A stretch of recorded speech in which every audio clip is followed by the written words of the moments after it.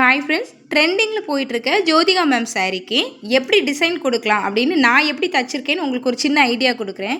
ஃபுல்லாக ஸ்கேலப் தான், bag front கை எல்லாமே ஸ்கேலப் தான் கொடுத்துருக்கேன். இது பேக் சைடு ஃபுல் ஸ்கேலப், நல்லா ஸ்டிஃபாக நிற்கிற மாதிரி சூப்பராக ஃபினிஷ் பண்ணி எடுத்திருக்கோம். இன்வெசிபிளாக நாட் கொடுத்துருக்கேன்.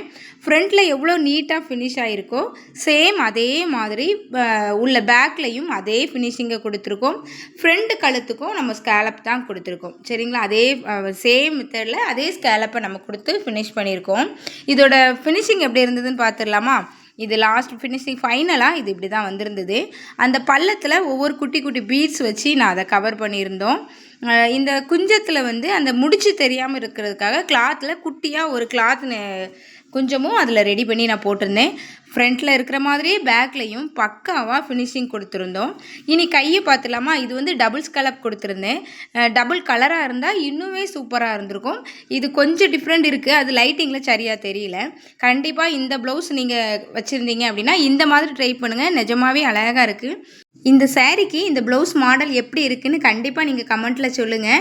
இல்லை பிடிச்சிருந்துன்னா ஒரு லைக் பண்ணுங்கள், நிறைய பேருக்கு ஷேர் பண்ணுங்கள், தெரியாதவங்களும் கண்டிப்பாக தெரிஞ்சுக்கட்டும். இதே மாதிரி நிறைய யூஸ்ஃபுல்லான வீடியோஸ்க்கு நம்ம சேனலை சப்ஸ்கிரைப் பண்ணி வச்சுக்கோங்க. தேங்க்ஸ் ஃபார் வாட்சிங்.